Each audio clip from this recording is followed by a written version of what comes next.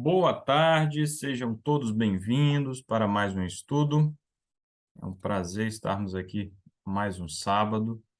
Saiba que o nosso sábado é muito melhor com a companhia de vocês, viu? Mesmo à distância, é um privilégio. E você que nos acompanha pelo YouTube, aqui na descrição do vídeo nós temos o e-mail. Você pode entrar em contato conosco, mandar o seu número de WhatsApp, que iremos ter o maior prazer em conversar contigo.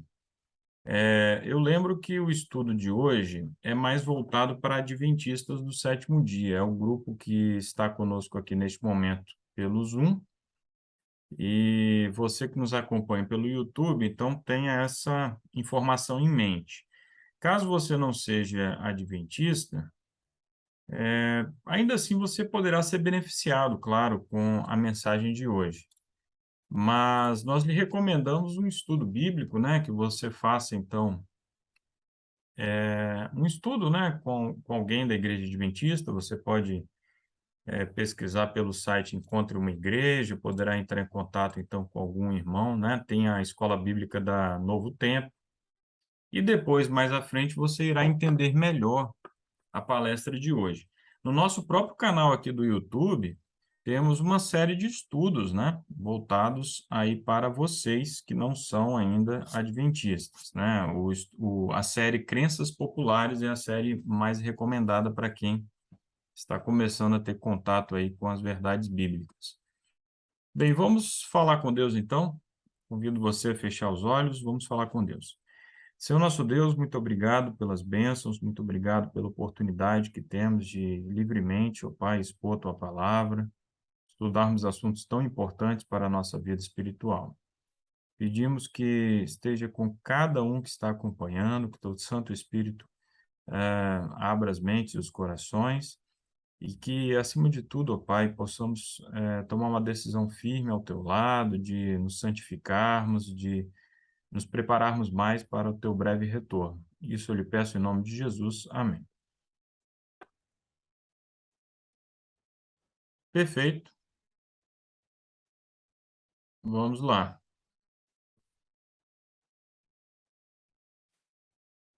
Muito bem. Vocês estão visualizando normalmente aí os slides? Alguém pode me dar o retorno? Sim, Ok. Bem, hoje nós vamos estudar um assunto bem profundo, vamos dizer assim, né? E que demanda um certo esforço. Ainda bem que nós já temos aí alguns autores, alguns livros que já examinaram o assunto, e o principal é aquele que eu encaminhei para vocês no WhatsApp do Lewis Walton, né? Ômega, tá certo? Vamos estudar hoje a apostasia alfa e a apostasia ômega. Alfa e ômega são duas letras do alfabeto grego, né? A primeira e a última letra do alfabeto. Por isso que Jesus diz lá no Apocalipse: eu sou o alfa e o ômega, né? O princípio e o fim.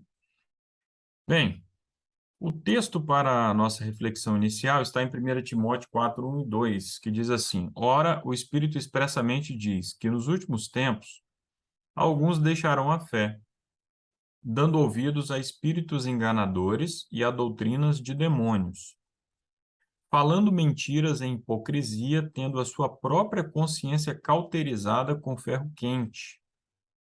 E 2 Timóteo 4, 1 e 2 diz assim: conjuro-te, pois, diante de Deus e do Senhor Jesus Cristo, que há de julgar os vivos e os mortos na sua aparição e no seu reino, que pregues a palavra, instes a tempo e fora de tempo, reprove, repreendas, exortes com toda longanimidade e doutrina. E 2 Timóteo 4, 3 e 4, porque virá tempo em que não suportarão a sã doutrina, mas conforme as suas próprias concupiscências, amontoarão para si mestres, tendo comichão nos ouvidos, e desviarão seus ouvidos da verdade, voltando às fábulas. Bem, o quadro que nós temos aqui não é um quadro bom, né? Sabemos que nós vivemos no período da igreja de Laodiceia, uma igreja morna, com uma série de problemas. E como se não bastasse a sua mornidão, existe esse fenômeno aí da apostasia no tempo do fim, certo? Deus espera do seu povo fidelidade, espera que aqueles que aguardam a sua vinda que estejam, né, no povo remanescente, que não se desviem, que não se desliguem do povo remanescente, porque como nós sabemos lá em Ezequiel 9, né, os selados serão aqueles que suspiram e gemem pelas abominações que são cometidas no meio do povo de Deus, né? Quando lemos esses textos aqui, né, e vimos sobre pessoas aí promovendo apostasias, o Nelson, acho que foi uma falha aí. Qualquer coisa, daqui a pouco você levanta a mão. Bem, isso tudo aqui é no meio do povo de Deus, né? Isso tudo vai acontecer no povo remanescente. Já tem acontecido, aconteceu no passado, vai continuar acontecendo. O fenômeno da apostasia, né? De indivíduos que vão desviar os outros, levando as pessoas às fábulas, à mentira, ao erro, né? Então é sobre isso, essa mensagem difícil, né? Não é agradável, né? Não nos dá nenhuma alegria tratar desses assuntos, assuntos espinhosos, né? Que iremos ver nesse estudo aqui, certo? Eu peço que você acompanhe com atenção até o fim. Caso você não tenha lido o livro Ômega, né? Fica então um apelo para que você o leia, certo? A apostasia alfa seria a primeira, né? Grande apostasia no povo remanescente. Lembrando que a Igreja Adventista se constituiu, né, enquanto denominação na década de 60 do século XIX, né? O movimento adventista surgiu a partir do grande desapontamento. Houve um grande desapontamento ali no movimento mileirita, que era um movimento interdenominacional, né? Não era de uma denominação específica, haviam batistas, metodistas, enfim, várias denominações. E depois do grupo lá que decidiu permanecer firme e continuar estudando a palavra de Deus, surgiu a Igreja Adventista do Sétimo Dia, organizada então em 1863. E a primeira grande onda, né, de apostasia é do início do século XX, é a apostasia alfa que iremos tratar aqui. Ellen White disse o seguinte, isso está em Mensagens Escolhidas, volume 1, página 197. Não vos enganeis, muitos se afastarão da fé, dando ouvidos a espíritos sedutores e doutrinas de demônios. Temos agora perante nós o alfa desse perigo. O ômega será de natureza mais assustadora. Nós não temos muitas informações sobre a apostasia ômega. O que nós temos é o que nós conhecemos da apostasia alfa, mais algumas informações, mas não muita coisa, né? Não temos assim muitos detalhes diretos sobre a apostasia ômega. Por isso é importante nós entendermos o que foi essa apostasia alfa, essa primeira apostasia. Note também que não há uma apostasia intermediária, né? Não há uma apostasia beta, não há uma apostasia delta, né? Fazendo referências aí a outras letras do alfabeto grego. Da apostasia alfa, vamos diretamente para a última, a apostasia ômega, né?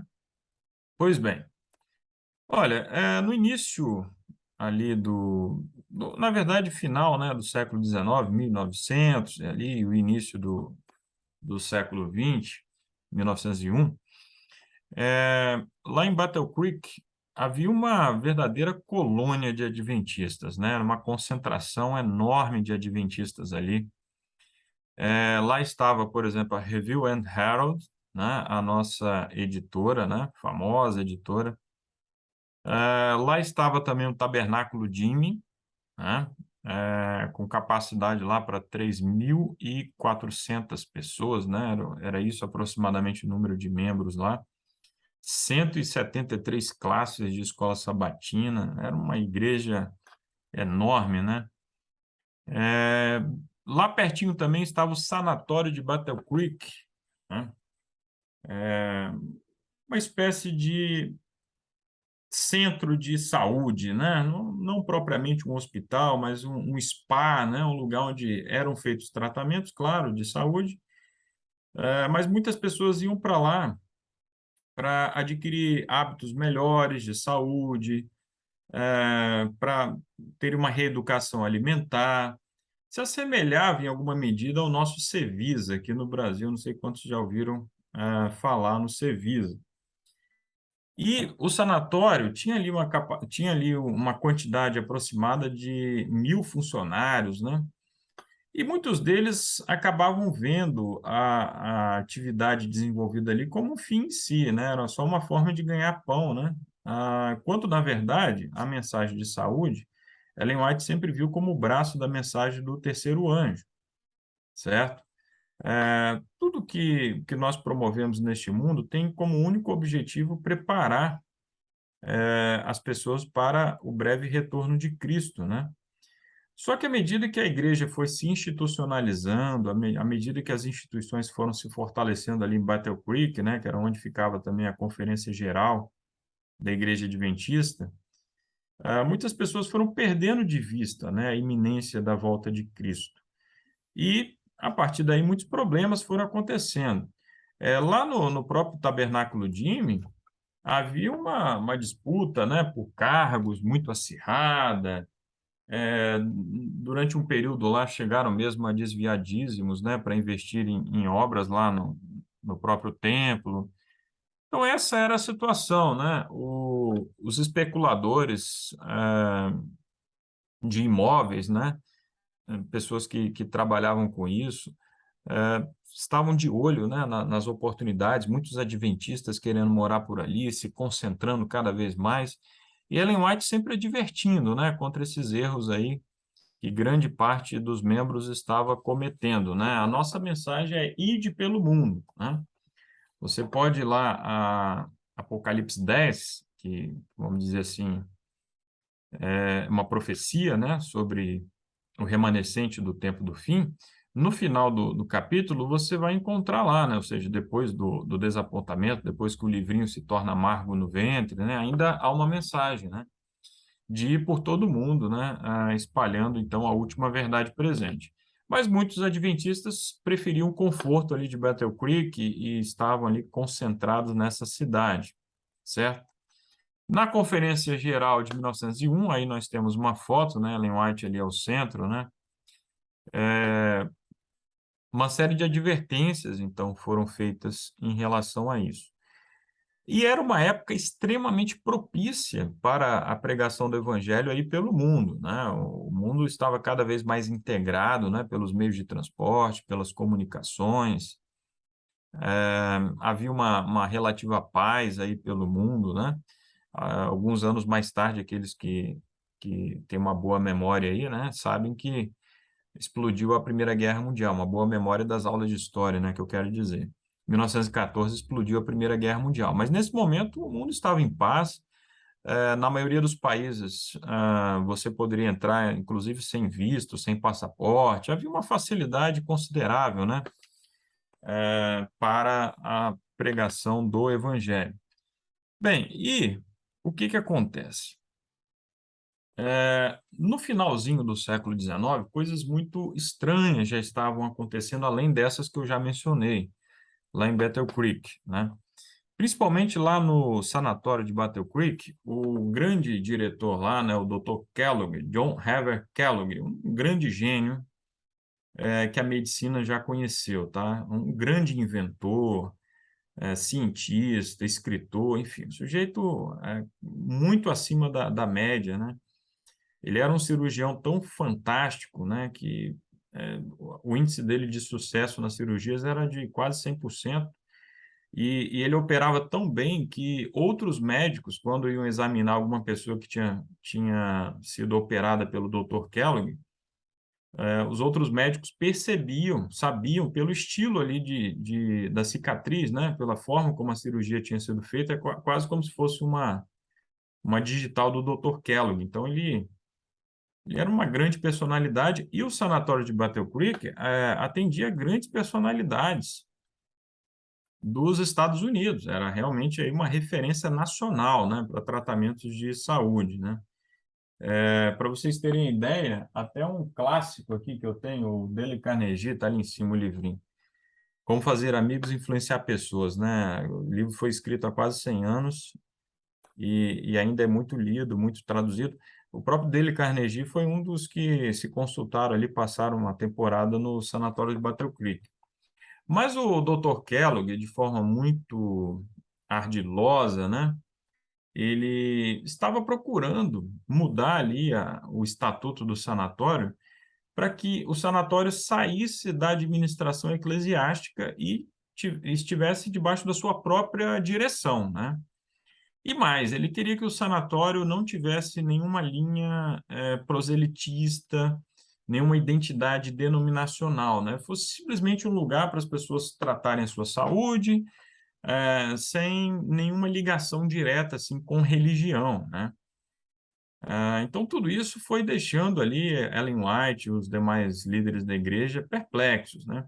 Ele alegava que era apenas uma questão ali formal, né, no estatuto, que ele estava procurando atrair mais a simpatia dos políticos e que isso iria ajudar no crescimento do sanatório, enfim.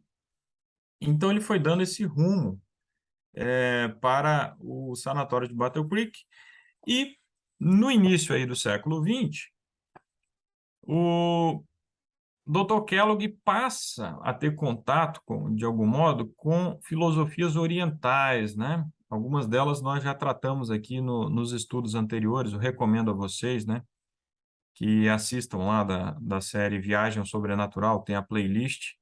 O último estudo que nós fizemos foi da medicina alternativa, né, os tratamentos aí não convencionais. Então, ideias panteístas, ou seja, que falavam que não existe um Deus pessoal, né? Nós vimos isso no estudo passado, a acupuntura, a homeopatia, né? Muitos desses tratamentos têm suas raízes lá no vitalismo, né? Lá nas ideias orientais que falam que Deus está em tudo, né? Não existe um Deus pessoal, Deus está dentro de mim, Deus está no animal, na folha da árvore, enfim, Deus está na natureza. E o Dr. Kellogg, então, foi tendo contato com essas ideias aí. Bem, no primeiro momento ainda, aí bem no início do século XX, o sanatório ainda continuava ligado à igreja de algum modo, mas depois, logo a seguir, o Dr. Kellogg iria trabalhar arduamente para retirar completamente o sanatório da administração da igreja. Bem, então, em 18 de fevereiro de 1902, ocorre um incêndio devastador no sanatório. Apesar das advertências de Ellen White, enfim, a liderança do sanatório e mesmo a liderança da igreja continuou o seu caminho. Então, esse deveria ser um grande alerta, né, a todos, né, de que Deus não estava aprovando aquela forma de administração e que eles deveriam repensar, né, o caminho que estavam tomando. Mas o Dr. Kellogg, que estava na costa oeste, né, estava lá no Pacífico, né, na costa do Pacífico, do outro lado do país, fica sabendo e rapidamente ele começa a sua viagem de volta a Michigan, né, Battle Creek, enfim, e ainda no caminho, ainda na viagem, ele começa a fazer projetos grandiosos, né, para um sanatório maior ainda, o que era totalmente contrário ao que Ellen White, então, havia defendido, né? Ela defendia a criação de sanatórios menores, espalhados pelo país, né? Para que a influência, para que a luz da verdade presente, assim, se difundisse, né? E não ficasse concentrada num só lugar. Mas o Dr. Kellogg, cada vez mais obstinado, né? Ele vai ignorar essas advertências. Detalhe que o capitão lá do Corpo de Bombeiros, lá de Battle Creek, ele deixou uma informação ali interessante, né? Ele falou, olha, por mais que nós nos esforçássemos, né, para apagar ali esse incêndio, parecia que a água funcionava como gasolina, né, em cima daquele incêndio, porque efetivamente era um incêndio com características sobrenaturais, né? Bem, e aí, o que acontece? O Dr. Kellogg, até mesmo se inspirando numa estratégia que a igreja havia adotado um pouco antes, com colportores vendendo o livro Parábola de Jesus, né, de Ellen White, livro esse que foi vendido para levantar fundos, né, para a obra missionária lá na Austrália, né, onde Ellen White estava, enfim. Então ele tem uma ideia, ele resolve escrever um livro e a venda desse livro ajudaria a custear a reconstrução do sanatório de Battle Creek. Esse livro é o que vocês estão vendo aí, né, The Living Temple, né, o Templo Vivo, né? E o Dr. Kellogg, nesse livro, ele expõe de uma forma bem sutil, né, misturando ali a verdade com o erro, as suas ideias panteístas, né? Bem, ele é sutil em boa parte do livro, porque tem algumas partes, né, especificamente, que ele é totalmente direto, né? Defende realmente o panteísmo puro e simplesmente. Deus está dentro de nós, por isso que nosso corpo é um templo vivo. E note bem, a doutrina mais central da mensagem adventista, qual é mesmo? Quem se lembra aí? Qual é a doutrina mais distintiva do adventismo do sétimo dia? O templo celestial e que Jesus ele vai passou pro Santíssimo. Santuário, né? Santuário celestial, essa é a doutrina mais distintiva, né? Se nós pensarmos bem, até a doutrina do sábado, outros cristãos já tinham essa doutrina, como os batistas do sétimo dia, e ainda hoje existem outras denominações que têm a mensagem do sábado, a mensagem de saúde, a volta de Jesus, né? Enfim. Agora, o santuário celestial é uma doutrina distintivamente adventista, né? Nenhuma outra denominação tem essa doutrina, né? Então, nós entendemos que Jesus morreu, né, na cruz, enfim, depois ressuscitou, ascendeu aos céus, e lá ele continua o seu ministério em favor da humanidade, intercedendo por nós. Lá ele é nosso advogado. E no ano de 1844, ali completando-se as 2.300 tardes e manhãs, foi que ele passou do lugar santo para o lugar santíssimo do santuário celestial. Pois bem, antes do Kellogg, outros autores, como um chamado Dudley Hyde, que havia sido um pastor, mas se apostatou, escreveu um livro chamado O Adventismo do Sétimo Dia Renunciado. Ele atacava bastante essa doutrina e dizia que se tratava, na verdade, de uma forma de os adventistas corrigirem ali o erro que tinha sido o grande desapontamento. Seria uma forma, então, de justificar ali o erro da profecia e que a expiação havia se completado na cruz, né, como os evangélicos aí dizem. Enfim, e assim ele atacava, então, o adventismo. Mas agora o Kellogg traz um ataque ainda mais forte, né? Porque ele era ainda mais inteligente, mais influente do que o Haidt. E ele vai dizer o seguinte: bem, Deus está dentro de nós, né? Então, qual santuário precisa ser purificado? É o santuário do nosso coração, certo? Então, a purificação do santuário é essa daí. 1844 foi apenas um detalhe da história e o caminho, né, rumo a novas verdades, nova luz, é esse daí, nós entendermos que Deus está dentro de nós, né? É, o que, o que chama atenção é que o panteísmo de Kellogg, né, acabava se misturando ali com algumas ideias um tanto quanto imorais também, de amor livre, né? Isso nessa época, né? Imagina, né? Nós não estamos falando aí do que aconteceu no mundo nos anos 60, né? Que sabemos muito bem Woodstock e tudo mais. Estamos no iniciozinho do século XX e por influências orientais, o panteísmo, então, chega ao adventismo do sétimo dia e traz consigo, inclusive, a imoralidade, né? Bem,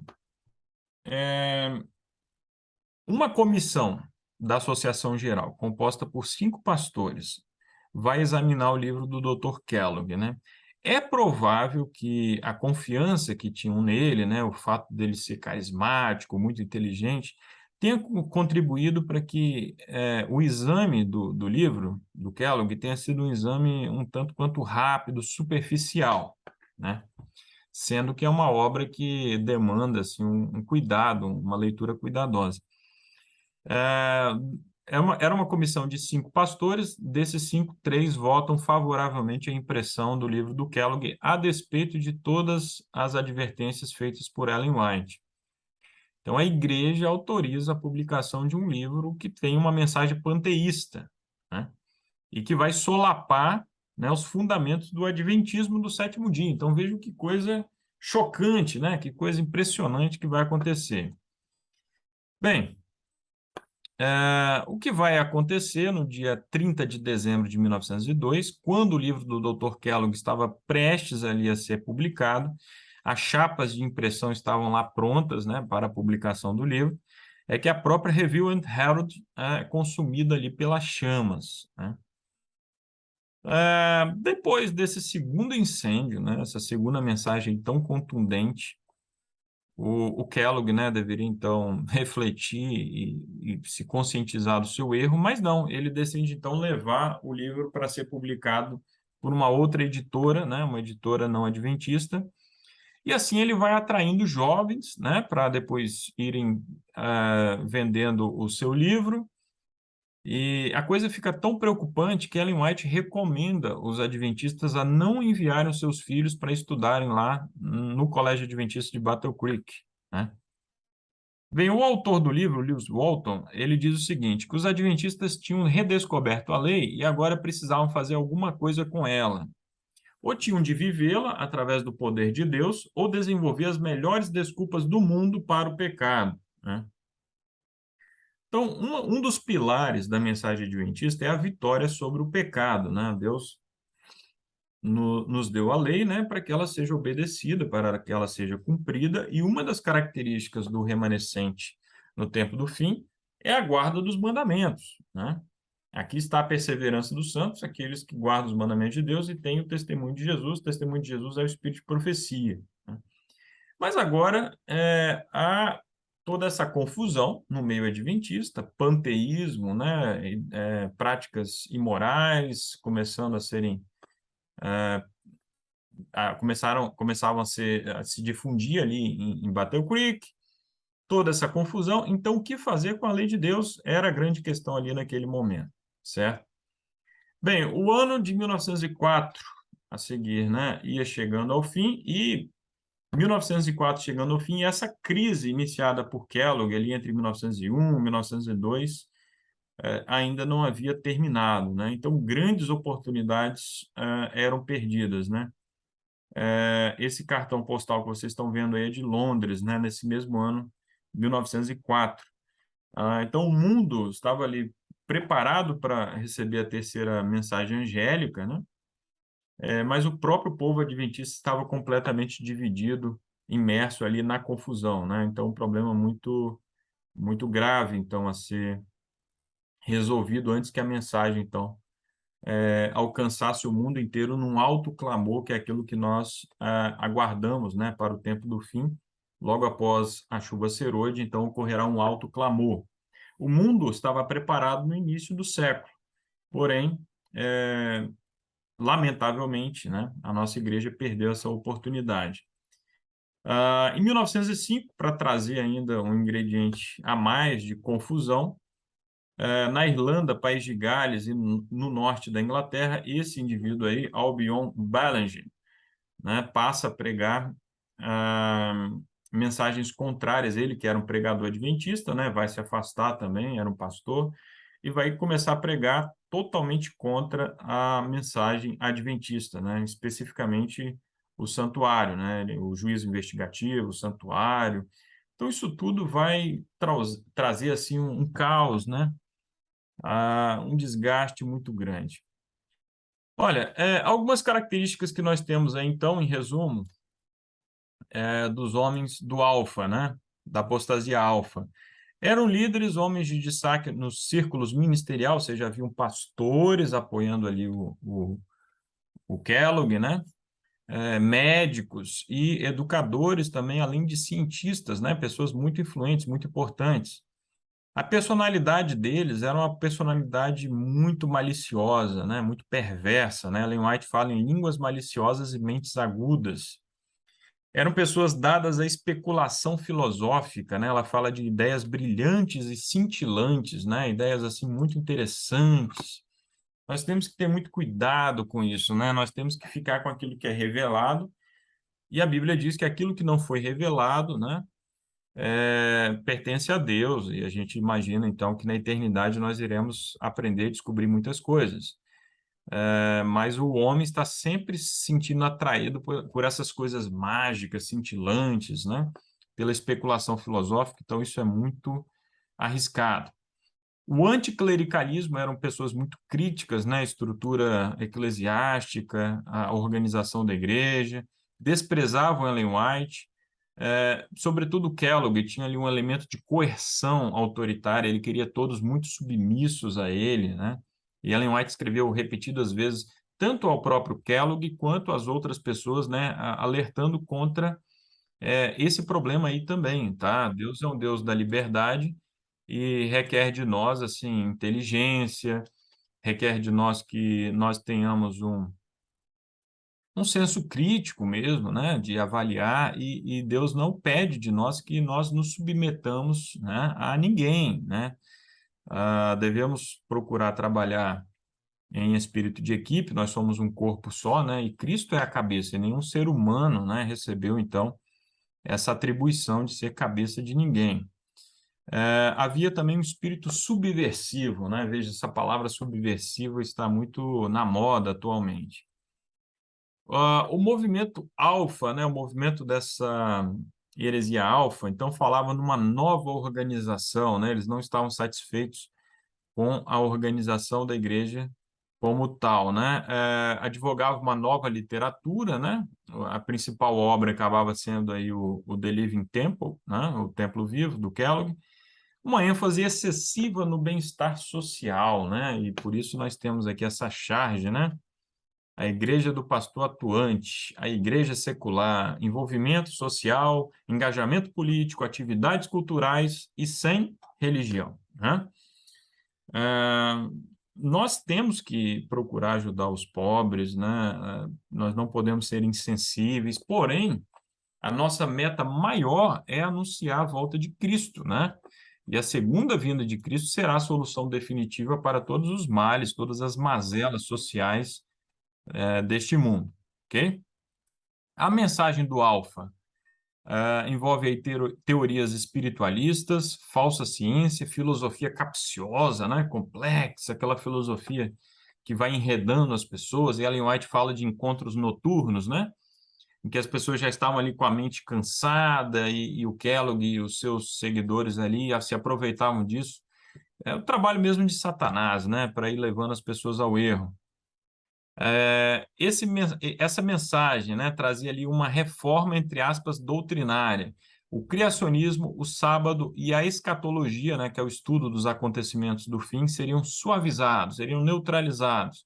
Eles não negavam por completo, né, não rejeitavam abertamente essas mensagens, né, mas assim colocavam isso como menos importante, né, não davam assim o destaque que tem na palavra de Deus, no Espírito de Profecia, certo? Aliás, sobre o Espírito de Profecia, eles desprezavam totalmente o dom de profecia exercido por Ellen G. White e rejeitavam a outras doutrinas fundamentais, né? Aquelas pessoas que rejeitam o dom de profecia, inevitavelmente vão acabar rejeitando a própria Bíblia, né, em algum momento. A ênfase era numa ética humanista, não numa ética ancorada na palavra de Deus, né? E misturavam de uma forma muito sutil, de uma forma muito insidiosa, a verdade com o erro, né? Uma obra mesmo de Satanás, né? Bem, algum comentário, alguma questão sobre o que nós tratamos até aqui, sobre apostasia alfa? Está dando aí para acompanhar?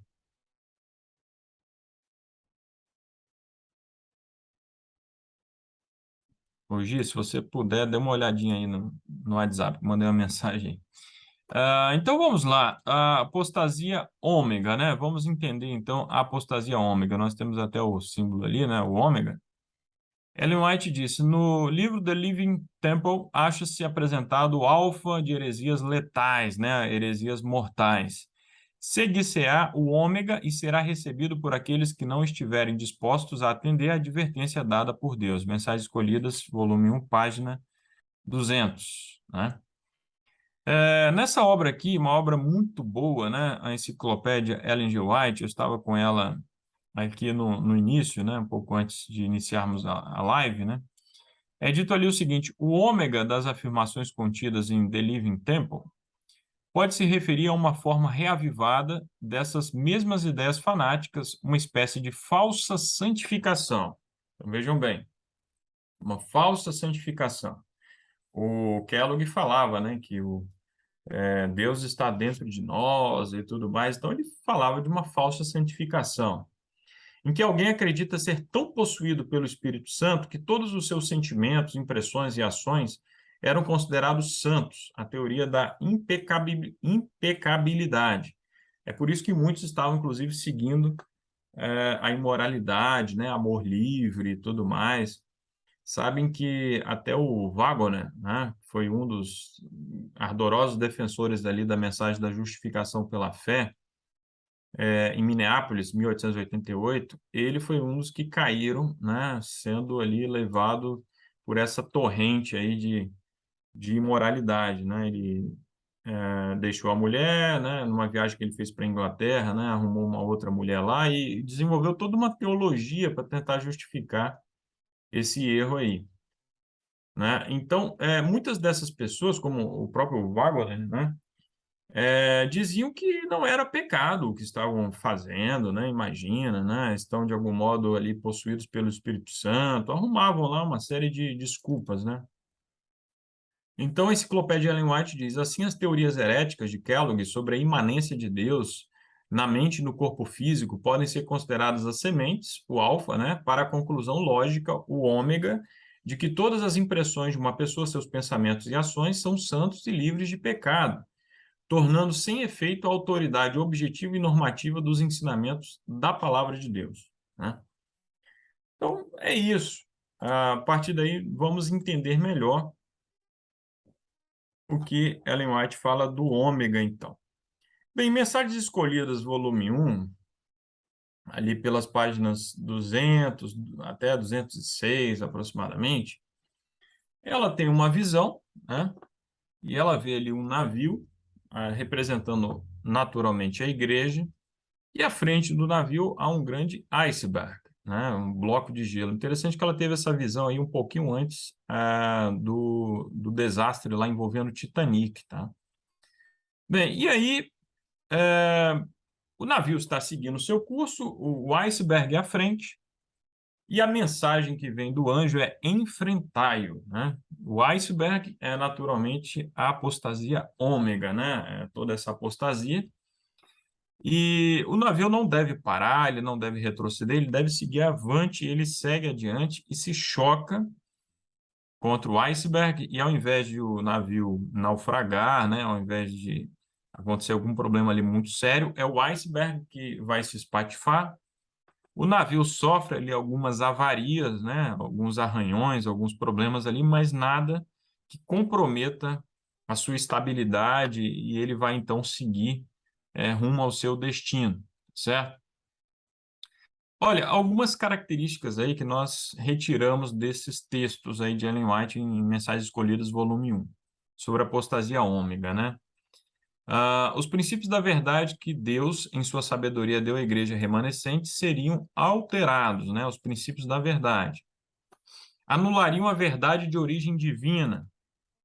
Nossa religião seria alterada, Ellen White diz claramente sobre isso. O sábado seria naturalmente menosprezado, como também o Deus que o criou, certo? Imagina o povo adventista menosprezando o sábado, né? Pois é, mas isso já estava lá, inclusive, a semente estava lá na apostasia alfa, inclusive, né? Supor-se-ia que uma grande reforma devia efetuar-se entre os adventistas do sétimo dia, e que essa reforma consistia em renunciar às doutrinas que se erguem como pilares da nossa fé. Introduzir-se-ia um sistema de filosofia intelectual. Então, olha, supostos reformadores, né? Pessoas cultas, pessoas muito preparadas, falando que a nossa mensagem precisaria ser reformada e alguns pilares, né, seriam então abandonados. Tratar-se-ia de debilitar a pregação do segundo advento, ensinando que as cenas que estão justamente à nossa frente não são de importância suficiente para que se lhes dê atenção especial. Então, minimizando a pregação do segundo advento, né, a parte da escatologia, né, vejam só. Escrever-se-iam livros de ordem diferente, né? Livros de uma natureza diferente do que a natureza do adventismo.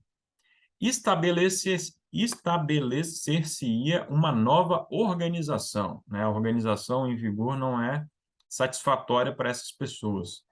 Coisa alguma se permitiria opor-se ao novo movimento, né? Ou seja, teria uma natureza assim implacável, nem intransigente. Então vejam que coisa. Ao vir a sacudidura pela introdução de falsas teorias, esses leitores superficiais, não ancorados em parte alguma, são como areia movediça, né? Então, essa apostasia ômega será um grande teste à fé de muitas pessoas, né? E aqueles que são apenas leitores superficiais, né? São como areia movediça. Veja, que ela ainda destaca leitores superficiais, né? Eu diria que existem muitas pessoas que nem leitoras superficiais são, né? Nem leem nada, na verdade. Então, se os leitores que são superficiais serão levados, imagina essas pessoas que não têm o hábito de estudar, de ler, né? Pode falar, Paulo. Ô, Rafael, deixa eu tirar uma dúvida aqui. Como eu sou novo no Adventismo, talvez hoje eu fiquei sabendo que tem não só Adventista do sétimo dia, mas foram fundados outros Adventistas, né? Outro Adventismo, outra igreja. Eu não sei o nome que dá, que foi, como é que fala? Filiado a novas igrejas, fundadas, né? Uhum. Não seria o respingo dessa apostasia ômega? Seria mais ou menos isso aí? Não, a apostasia ômega, Paulo, ela surgirá no meio do povo de Deus, A dentro ômega da não, nossa desculpa, igreja. não. Desculpa, a alfa. A Alfa também não. A Alfa surgiu entre líderes da nossa igreja. O Dr. Kellogg era o diretor do sanatório de Battle Creek, né? Então, imagina se a gente fosse trazer aqui para o contexto do Brasil. Um dos principais hospitais é o Hospital Adventista Silvestre, lá no Rio de Janeiro. Então, o diretor do Hospital Silvestre, pessoas da Casa Publicadora Brasileira, vários pastores, teólogos, se juntando e promovendo uma apostasia, uma heresia, né? Não seriam pessoas de outras denominações, não, né? Então, foi o que aconteceu lá na Apostasia Alfa. Surgiram realmente algumas igrejas, os cristãos do Advento, outros grupos, assim, ali, né, do grande desapontamento. Mas essa apostasia surgiu dentro da nossa igreja, dentro da nossa denominação, certo? Então, dentro da nossa denominação, hoje tem Adventista da Reforma, Adventista não sei o quê, não tem? Algumas Não, igrejas com... os adventistas da Reforma não são da nossa denominação, eles são Ah, outra não? denominação, são outra igreja, é Ah, outra organização. Os adventistas da Reforma surgiram ali de uma divisão logo depois da Primeira Guerra Mundial, né? Então, hum, eles surgiram depois da Alfa, né? hum. E não caracterizam aí o ômega, não, né? O ômega nós entendemos que está se configurando nos nossos dias, agora, e sempre dentro da própria igreja, dentro do próprio povo remanescente. Eu achei que vinha do Alfa, essa igreja, do Respingo. É, alguém mencionou ali os adventistas da Da promessa, né, que também promessa. são uma outra denominação, né? Inclusive é uma denominação pentecostal, né? Entendi. Então é isso aí. Ô, Gisele, você está me ouvindo? Eu pedi para você trazer um pouquinho de água, por gentileza. Tá bom? Olha só, 9 sinais, então, da última grande apostasia, né? Vejam que Deus em seu amor, né? Ele deixou advertências claras para que nós não sejamos enganados, né? Alguém com o microfone aberto, hein? Ei, ei, espera aí, então. Espera aí. Vou pegar aqui uma água aqui, pessoal. Já vou voltar aqui. Tem alguém com o microfone aberto.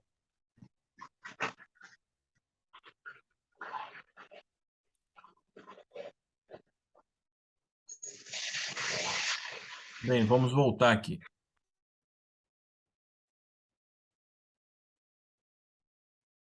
Estão visualizando os slides, que às vezes acontece de bugar aí.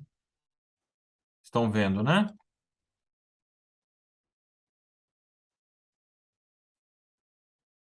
Ok. Ok. Olha só, o primeiro elemento assim forte da apostasia ômega é o engano, né? Então, por aí no nosso meio há muitos lobos em pele de cordeiro.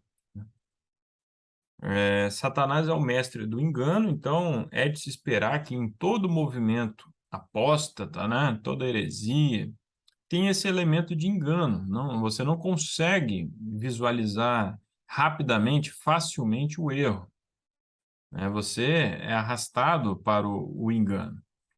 Olha, os líderes da nossa igreja estiveram reunidos no concílio anual em outubro do ano passado e eles ali elencaram vários desafios teológicos que a nossa igreja tem enfrentado na atualidade. É interessante que foram os próprios líderes da igreja. Alguns desses elementos, alguns desses desafios apareceram também na conferência da Associação Geral que aconteceu em junho, agora, né, do ano de 2022. Um dos elementos que eles colocaram é a perda do sentido de urgência no que diz respeito à segunda vinda de Jesus, certo? Esse é um desafio teológico. O movimento adventista surgiu ali de uma mensagem de urgência em relação à volta de Jesus, né? O movimento milerita tinha essa característica e o adventismo, né, nos seus primeiros anos ali, nas suas primeiras décadas, tinha isso como algo muito forte, né? Jesus realmente estava prestes a voltar, então tinha um sentido de urgência. Mas já se passaram aí mais de 140 anos, né, da organização aí da nossa igreja, e, portanto, há uma perda desse sentido de urgência, né? As condições econômicas foram melhorando para os membros, para a igreja de modo geral, e há um comodismo muito grande nesse sentido aí, né? Olha só, o que Ellen White registrou em relação à época que ela vivia, né? Sobre erros lá em Battle Creek. Ela dizia o seguinte: desejo lembrar, meus irmãos, das precauções e advertências que me foram dadas em relação ao constante investimento de recursos em Battle Creek, para fazer ampliações ou tornar as coisas mais convenientes. Estão entendendo? Ela está falando de aplicação de recursos na causa de Deus, porém, esses recursos de forma concentrada, num lugar só. Ampliações, né? Tornar as coisas mais convenientes. Olha o conselho dela: novos campos devem ser penetrados. A verdade deve ser proclamada como uma testemunha a todas as nações. A obra está sendo impedida, de forma que a bandeira da verdade não pode ser enaltecida como deveria nesses novos lugares. Enquanto nossos irmãos na América do Norte se sentirem na liberdade de investir meios em edifícios, que o tempo revelará que a obra teria sido realizada da mesma maneira e até melhor sem eles, milhares de dólares serão assim absorvidos, os quais Deus pediu para serem usados em outras regiões. Tenho apresentado as advertências e palavras de precaução como sendo a palavra do Senhor. Mas meu coração tem se entristecido ao ver que, não obstante todas essas providências, recursos foram desperdiçados para satisfazer tais supostos desejos.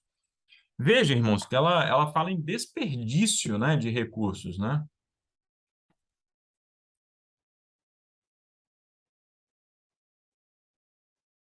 Construção foi acrescentada à construção. Não para de construir, não para de reformar, não para de ampliar, né? Vamos só melhorando, vai se tornando uma coisa cada vez mais suntuosa, cada vez maior, cada vez mais equipada. E assim o dinheiro não pode ser usado em lugares onde não se dispõe de instalações. né? Lugares onde as pessoas se reúnem debaixo de árvores, em casebres, em igrejas de pau a pique, ou estão na casa de membros, em lugares alugados, né? Ali em condições péssimas, né? Enquanto em determinados lugares, né? Só se fala em construções, em reformas, em ampliações, né? De nenhum edifício para adoração pública a Deus ou para bem representar a obra. Veja, ela fala de bem representar a obra. Às vezes a obra chega em algum país distante, alguma cidade distante, mas ela não está bem representada, porque as pessoas lá, os ímpios passam lá e veem aquela coisa horrorosa, as pessoas lá debaixo de uma árvore, né, e até zombam daquilo ali, né? Mas como é que pode? Deus está abençoando essa obra aí, né? Certo? Nenhum lugar onde a bandeira da verdade possa ser enaltecida. Essas advertências apresentei diante de vocês. Ela está falando, olha, eu adverti. E ainda assim prosseguiram com as mesmas práticas, aplicando os recursos de Deus em uma localidade, sendo que o Senhor já havia falado que demasiado dinheiro estava investido em um mesmo lugar. E nada fora deixado para outros lugares, onde deveria haver edifícios e instalações para se realizar, ainda que fosse um começo de trabalho. Pelo menos um começo de trabalho, né? Testemunhos para a Igreja, página 48, parágrafo 1. E para que alguém não diga, mas esse conselho dela foi só em relação ao passado, lá na época da apostasia alfa, não, meus amigos e irmãos. Ela diz o seguinte: não é desígnio de Deus que seu povo forme colônias ou se agrupe em grandes comunidades. Os discípulos de Cristo são representantes seus na terra, e Deus tem por desígnio que se disseminem por todo o país, nas cidades e vilas, como luzes em meio às trevas do mundo, né? Então, esse é o desejo, esse é o espírito, né? Que deve, então, nos orientar. Devemos nos espalhar pelo mundo, nada de ficarmos concentrados, um monte de adventistas no mesmo lugar. Nelson, você queria falar, pode falar. Ah, desculpa, professor Rafael. Era um artefato que de construir prédios, construir as pessoas que gastam dinheiro de construir prédios, monumentos, esses históricos, ficavam dando capaz de ficar construindo essas coisas, de dinheiro para fazer isso, fazer aquilo. Na nossa tese de edição tem um monte de lugares que as nossas ofertas, por exemplo, Sul-Africana, Paraíba, Uruguaiana, projetos aqui do Centro do Comércio, por exemplo, Nova Igreja em Mauá, em São Paulo, em Alto, Nova Igreja em La Paz, Bolívia.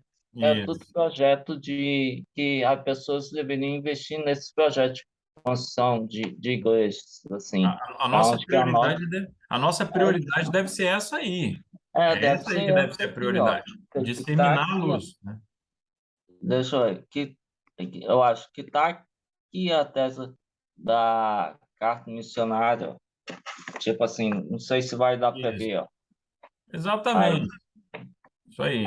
essa é a nossa carta missionária. Eu acho que deve ter esse projeto para esses projetos aqui, dinheiro, esse, não ficar construindo prédios sem necessidade. Tem que ver onde que é necessário construir Perfeito. esses projetos. Perfeito, Nelson, isso mesmo. E no final, vou mostrar um site para vocês, da Associação Geral, para nós direcionarmos ofertas, inclusive lá para a janela 10/40, que é uma das Aham, regiões mais desafiadoras para a pregação do Evangelho no mundo. Então, tem sim, como você sim, mandar uma oferta diretamente para lá, se você quiser, né? Porque sim, mesmo a oferta que nós doamos na igreja local, uma porcentagem da aham, igreja, outra porcentagem é redirecionada. Então, se você tiver o desejo de enviar uma oferta diretamente lá para os pioneiros da missão global, lá que estão atuando no norte da África, no Oriente Médio, na China, né? Você consegue, é possível. Depois eu vou mostrar para vocês e o link vai estar na descrição aqui do vídeo para quem nos acompanha no YouTube. Uma outra característica do ômega é a divisão. Aqui vocês estão vendo, né, nesse cartoon aqui, um puxa por um lado, outro puxa por outro, e o que vai se partindo, o que vai se destruindo aqui é a igreja, né? Então, a divisão é um problema sério, né, no nosso meio, né? A igreja adventista é uma igreja muito organizada, né? Existe comissão para tudo, nada é decidido por um homem só, um, dois homens, nada. Tudo tem uma comissão, né? Agora, quando certas igrejas, certos líderes, certas pessoas não respeitam a organização e querem seguir o seu próprio juízo, o resultado é divisão, né? Então, segundo os próprios líderes da nossa igreja, um outro desafio teológico é a dificuldade de aceitar a autoridade das escrituras, e isso leva à divisão, né? Essa é uma característica do ômega. Veja, os próprios líderes da nossa igreja, ao reconhecer esses desafios teológicos, de algum modo eles estão confirmando a configuração da heresia ômega, da apostasia ômega no nosso meio. Vocês conseguem entender isso? Né? Então, não se trata de uma especulação minha, de uma elucubração, uma teoria. Não, é algo concreto, né? Os líderes se reuniram de forma oficial, eles divulgaram um documento que consta isso, tá? Todos esses desafios teológicos aí. E aqui, ó, para vocês entenderem, então, como que a igreja está dividida, como tem pessoas ali resistentes ali a aceitar a autoridade das escrituras, pessoas rebeldes, né? A União, né? Lá da centro-americana, né? Enfim, fez um voto em setembro do ano passado, né? Veja, o concílio aqui que nós estamos falando, né? O concílio anual foi em outubro. E um mês antes, em setembro do ano passado, votaram lá mais uma vez a questão da ordenação de mulheres, sendo que esse assunto já foi levado para a Assembleia da Associação Geral 3 vezes. A primeira foi nos anos 90, depois a última vez foi em 2015, né, que esse tema foi votado. E 3 vezes os delegados da Associação Geral rejeitaram a ordenação de mulheres, porque não tem base bíblica, certo? Existe um ministério para as mulheres, ninguém está dizendo que as mulheres devem ser menosprezadas, nada disso, mas não existe base bíblica, base teológica para a ordenação de mulheres. Isso dá um outro estudo, né? Se vocês tiverem interesse, um outro dia a gente pode estudar isso. Mas o fato é que a Igreja Mundial já votou 3 vezes a rejeição à ordenação de mulheres, e essa união rebelde, há outras uniões rebeldes ali nos Estados Unidos e na Europa, mais uma vez votaram que não, vão continuar ordenando mulheres sim, tá? Então, isso é um sinal da divisão, né? Isso é um espírito satânico, certo? Ataques a doutrinas fundamentais, né? Como o sábado, como o estado do homem na morte. Segundo os líderes, né, um outro desafio é a descrença em relação ao relato bíblico da criação em 7 dias literais. Em algumas de nossas universidades, já se ensina abertamente o evolucionismo, ou pelo menos uma espécie de evolucionismo teísta, né? Já se ensina que Deus não criou em 7 dias literais, na verdade 6 dias, o 7º dia ele criou o sábado, né? Enfim. Então, isso causa perplexidade, porque se você destrói a mensagem criacionista, o próprio sábado ele vai cair por terra, compreende? Porque Deus criou o mundo em 6 dias e descansou no 7º, ele abençoou, santificou o 7º dia, né? Bem, esse homem aí, o Desmond Ford, foi um desses que lá nos anos 80 ele contribuiu para espalhar uma série de heresias, inclusive rejeitando a literalidade da criação, né? Que Deus teria criado o mundo em 6 dias e que o mundo seria relativamente jovem, né? Em torno de 6.000 anos. Ele foi um dos que começou solapando isso e depois partiu para atacar o próprio santuário celestial, a doutrina do santuário.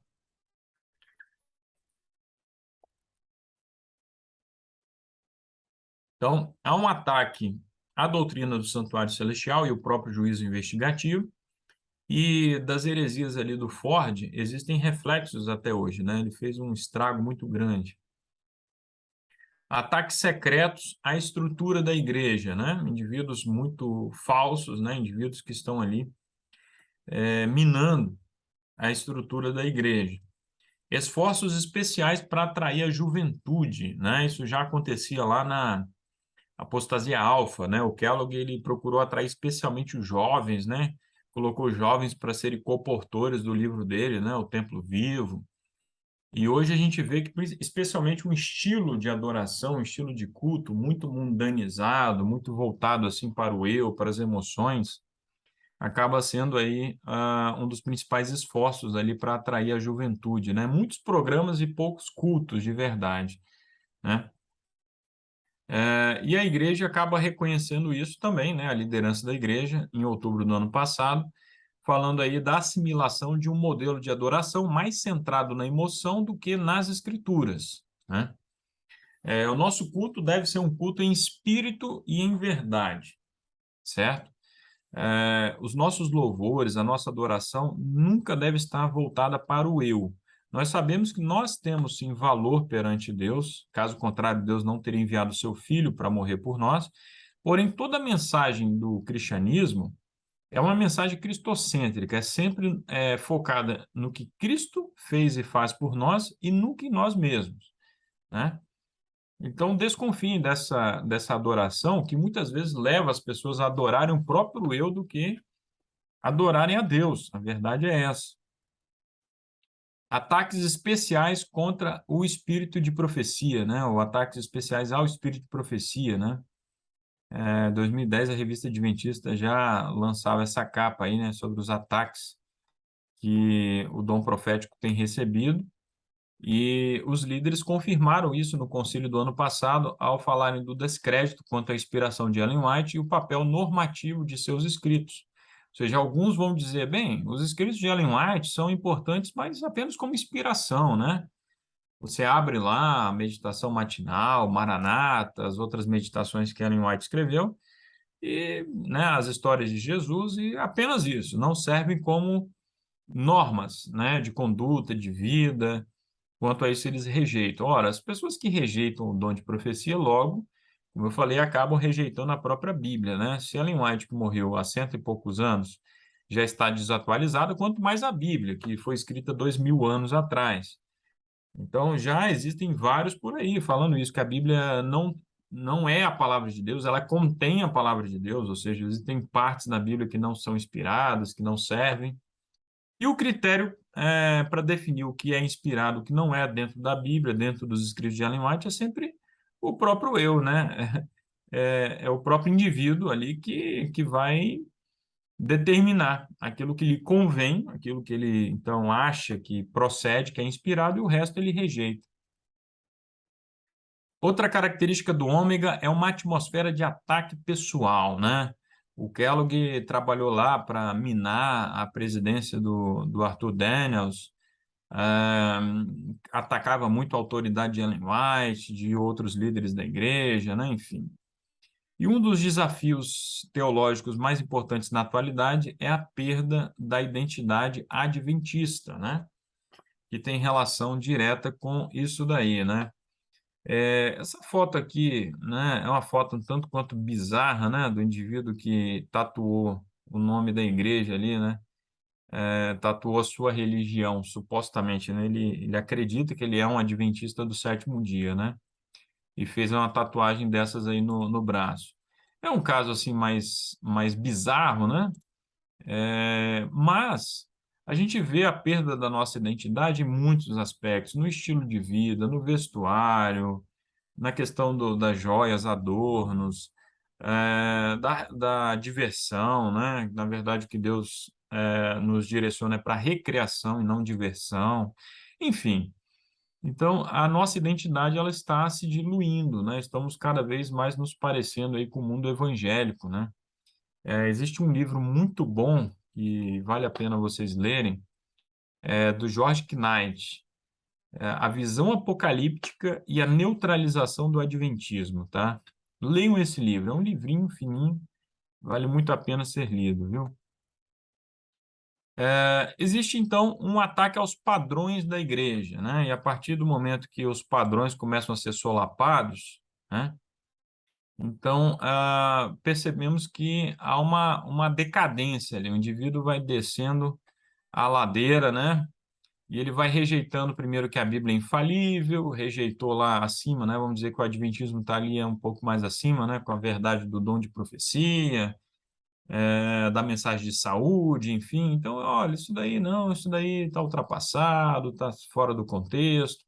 Depois rejeita ali aspectos da inspiração da própria Bíblia e vai rejeitando os milagres e tal, e ele acaba lá no agnosticismo, no ateísmo até lá no final, né? A verdade é essa.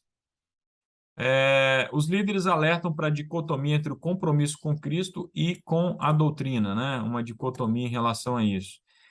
Falam também de questões morais divergentes do padrão bíblico, como a homossexualidade, né? E aqui nós temos uma organização chamada Kinship, né? O perfil aí do Twitter deles, eles não têm assim tantos seguidores, mas eles já têm aí algumas décadas aí, né, de militância, de atuação, inclusive dentro da nossa igreja, defendendo lá supostamente a comunidade LGBTQIA+, né, dentro da denominação adventista, né? E existem líderes, pastores que são simpatizantes dessa organização, né? Eles conseguiram, inclusive, na justiça lá nos Estados Unidos, a terem o direito de continuarem ostentando o nome de adventistas, né? Então, eles se declaram gays, lésbicas, bissexuais, transgêneros, adventistas do sétimo dia.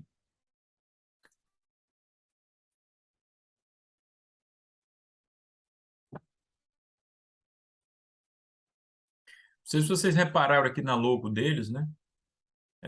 Protejam os LGBTQIA+, crianças e jovens, né? Ou seja, crianças, né? Assustador, né? Afirmar ter uma mensagem de reforma para a igreja. Segundo os líderes, um dos desafios é a releitura das profecias ligadas ao tempo do fim, incluindo a do decreto dominical, né? E aqui nós temos esse teólogo aí, né, que lamentavelmente atua lá na Universidade Loma Linda, né? Eu tenho um arrependimento porque eu comprei uma meditação matinal uma vez, comprei inclusive lá em Portugal ainda, escrita por ele. Ele é uma autoridade sobre o Apocalipse, né? E vejam só, né, na condição de um professor universitário, né, adventista, né, um doutor, ao invés de estar promovendo a visão adventista, né, das profecias do tempo do fim, inclusive do decreto dominical, ele anda aí dizendo o contrário, né, anda aí questionando a nossa crença tradicional, a interpretação adventista tradicional sobre o decreto dominical. Num tweet de 2020, ele disse lá, né, para os adventistas do sétimo dia, a certeza sobre a lei dominical do fim dos tempos é baseada nas declarações claras e diretas de Ellen White, em vez da exegese do texto de Apocalipse. Quando, na verdade, não, tá? É possível sustentar que o decreto dominical se trata do domingo, do falso sábado, apenas com a Bíblia, tá? Apenas com a exegese bíblica, sem recorrermos ao Espírito de Profecia. Nenhuma doutrina adventista foi retirada dos livros de Ellen White, né? Foram pessoas estudando a Bíblia, né? Em oração, a igreja foi sendo levada a uma luz cada vez mais clara sobre as verdades de Deus, e no máximo que acontecia depois, Ellen White, com o dom profético, confirmava, então, essas descobertas teológicas, tá certo? Então, esses 9 pontos aí que nós destacamos são, portanto, características da apostasia ômega, e tudo isso está acontecendo à nossa frente, né? Então, temos que estar realmente preparados para o fim. Mensagens de toda espécie e feitio têm feito pressão sobre os adventistas do sétimo dia, pretendendo substituir a verdade, que ponto por ponto tem sido buscada com estudo e oração, e atestada pelo poder milagroso do Senhor. Mas os marcos que nos tornaram o que somos devem ser preservados. As nossas doutrinas distintivas, elas precisam ser preservadas. E sê-lo-ão, conforme Deus o mostrou mediante sua palavra e o testemunho de seu Espírito. Mensagens Escolhidas, volume 1, página 208. E Jeremias, né, finalizando, diz assim: Assim diz o Senhor: permanecei-vos nos caminhos, e vede, perguntai pelas veredas antigas. Onde está o bom caminho? E andai nele, e encontrareis repouso para vossas almas. Mas eles disseram: nós não andaremos neles, né? Então, os apóstatas, os rebeldes, rejeitam as veredas antigas, né? Os marcos fundamentais da fé. Então, que Deus nos dê forças para seguirmos adiante, né? E Ellen White finalmente diz aí: permanecer em defesa da verdade e da justiça quando a maioria nos abandona, ferir as batalhas do Senhor quando são poucos os campeões, essa será a nossa prova. Testemunhos Seletos, volume 2, página 31.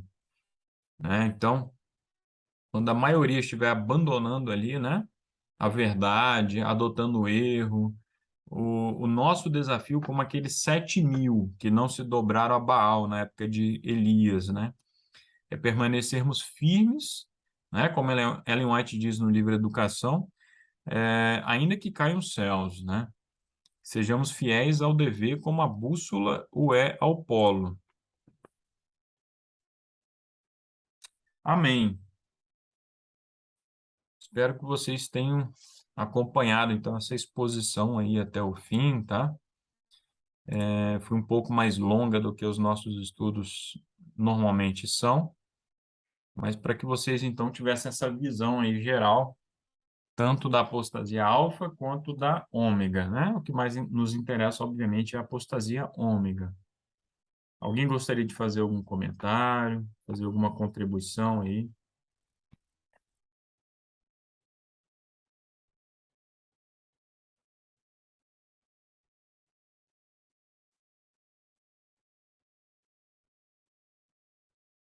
Alguém por aí ainda?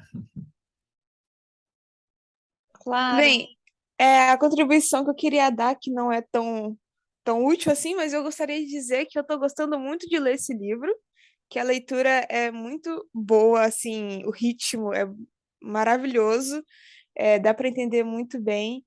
Em relação aos outros livros, é um livro muito mais dinâmico, na minha opinião, então recomendo. Sara, sua contribuição foi excelente, viu? Porque uma vez eu li sobre o sermão inacabado, né? Alguém perguntou ali: o sermão já acabou? E aí o indivíduo falou: não, o sermão não acabou, não. Aí alguém falou: mas por que todas as pessoas estão saindo da igreja? Ele falou: olha, o culto aqui terminou, mas o sermão deve continuar em nossas vidas, né? Por isso que o sermão é inacabado. E esses apontamentos que eu faço aqui, essas exposições, elas têm por objetivo levar vocês a fazerem essas leituras, esses estudos, né, por conta própria, né? Então, quando uma jovem como a Sara, como outros aí de vocês, fazem essas recomendações, isso é muito bom, né? Porque vai surtir muito mais efeito, inclusive aos jovens da faixa etária, né, da Sara, e enfim, vai fazer muito mais efeito do que eu recomendando, né? Então, muito obrigado mesmo, viu?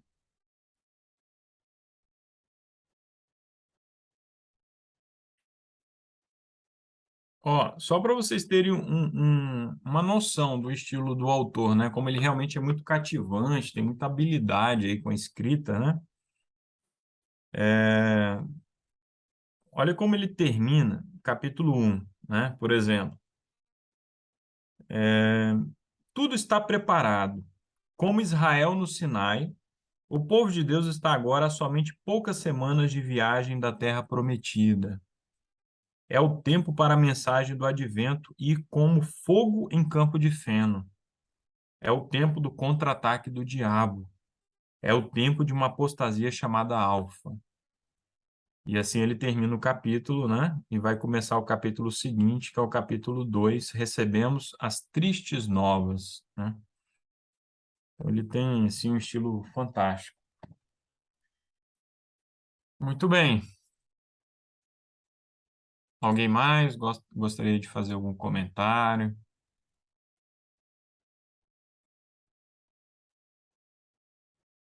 Que nada disso que nós tratamos hoje sirva para abalar nenhum de nós, né? que não saiamos desanimados, perplexos, muito pelo contrário.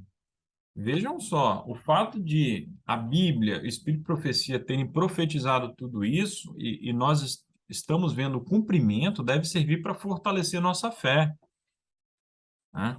Porque aí nós olhamos para todos esses sinais, além dos sinais que nós já sabemos lá de Mateus 24, né? Guerras, rumores de guerras, pestes, terremotos, nós temos vários sinais voltados para o nosso próprio povo, para coisas que iriam acontecer no nosso próprio meio. Então, quando nós juntamos todos esses sinais do tempo do fim, a nossa fé se fortalece, né? Nós realmente estamos prestes aí a contemplarmos a nossa redenção, né? Eu creio, sim, que Jesus irá voltar ainda em nossa geração, né? Que Deus seja louvado por isso.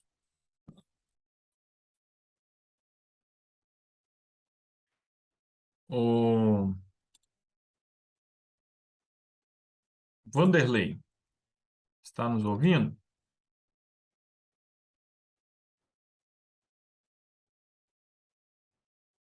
Bem, deixe-me pedir aqui, então, ao Nelson.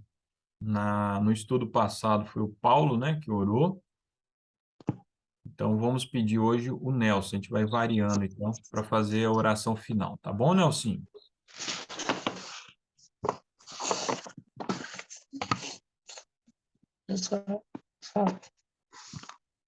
Muito obrigado, Rafael. Obrigado pelo estudo de hoje também. E o Ah, próximo estudo vai ser qual? Vai ser qual capítulo? olha, nós repassamos aí o livrinho inteiro, tá? É, Então, repito. a gente vai definir ainda qual será o nosso próximo estudo aí, tá? Então tá. Então vai. Vamos orar então. Senhor nosso Deus, obrigado por mais uma vez, pelo estudo de hoje, que possamos aprender mais a tua palavra, do teu, que deixou para nós, e que possamos entender esses estudos de Ellen White, da estudo da tua palavra também, e abençoe cada um de nós agora. Hoje é um ótimo dia, uma semana que logo vai iniciar, que possamos ficar bem. E também nos abençoe, é que eu te peço, Senhor, e nos toque no teu Santo Espírito, meu Pai querido, que possamos ser iluminados pela tua palavra. É que eu Amém. te peço por em nome de Jesus. Amém, Senhor. Amém, Pai. Amém.